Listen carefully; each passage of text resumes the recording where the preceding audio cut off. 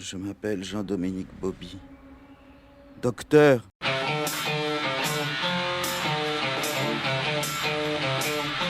Adapting a fragmented memoir like The Diving Bell and the Butterfly to a film seems like it would be an extremely difficult task. But I suppose it pales in comparison to writing an entire book in 10 months with your eyelid while rehabbing a stroke that left you pretty much completely paralyzed. The memoir is filled with the meditations of a restless mind trapped inside of a lifeless body, and at first glance doesn't seem like the type of story that may warrant a film adaptation. Besides, how would you even make an entertaining, feature-length production about a man confined to a bed? This is Alter and Adapt.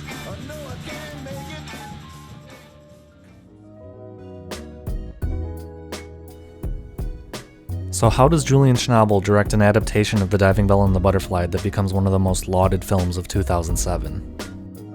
The answer is audience positioning. At the beginning of the memoir, Bauby positions himself at a distance, both mentally and chronologically, from the stroke that put him in a coma and ultimately his locked-in syndrome, writing, "Paralyzed from head to toe, the patient, his mind intact, is imprisoned inside his own body, unable to speak or move. In my case, blinking my left eyelid is my only means of communication." He presents the audience with the negative aspects of his locked-in syndrome in the third person, and he only switches to first person when the one working part of his physical body comes up.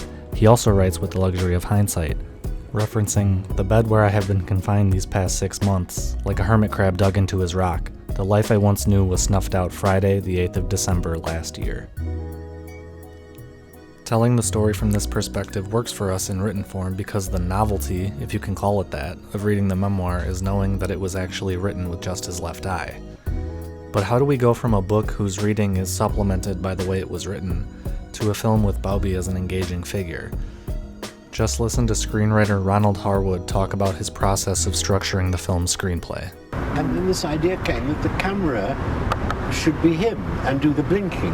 And that liberated me, because once I had that, I could use his voiceover, which has been, and Julian's done wonderfully with that.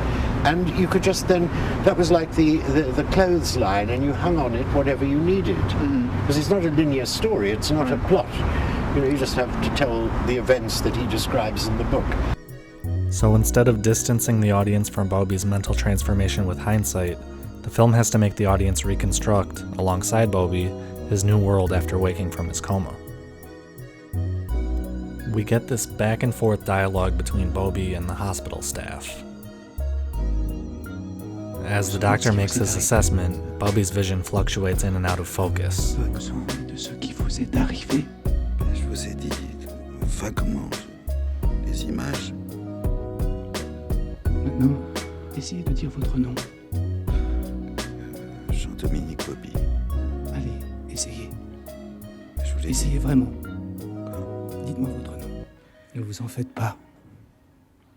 Le processus est très lent. Mais vous retrouverez la parole. Pardon, quoi? Vous m'entendez pas? Docteur, qu'est-ce qui se passe? Quoi, je parle pas? M'entendent pas? Oh mon Dieu. The camera briefly comes into focus at the revelation he isn't being heard, and that the life he has woken up to will be dramatically different from the one he's used to. But this leaves Schnabel open to framing the story in a much different way. The film doesn't have to rely on the past tense to say, "This is what happened and what it represented for me," but it can actively engage the audience with Bauby's experience. The film lets us know we are Bauby. Therefore, we get the wheelchair. In the book, we get a matter-of-fact retelling of his first experience being moved from his bed to a wheelchair, when 2 attendants seized me by the shoulders and feet, lifted me off the bed, and dumped me unceremoniously into the wheelchair. I had graduated from a patient whose prognosis was uncertain to an official quadriplegic. "You can handle the wheelchair," said the occupational therapist with a smile intended to make the remark sound like good news, whereas to my ears it had the ring of a life sentence. But the film lets the wheelchair sequence play out without any of his internal monologue. The audience experiences Bauby's only means of getting around, that is, being manipulated by others, in order to comprehend this new reality without being told specifically how he feels about it. The visual aspect of the film medium alone gives us an implicit understanding of his mindset. Now, this is all in service to getting the film version of Bauby to the book version in the film's second act. We still experience some of his day-to-day struggles, like the Sunday sequence, but there's still a major transition that happens where he's come to accept his new life. Ironically, at the same time, he decides to follow through on his book contract. But by this point, the audience has gone through what he's gone through. We've been positioned to be Bauby in the thick of his recovery, so that we could care about him through the latter two-thirds of the film. It's an interesting maneuver.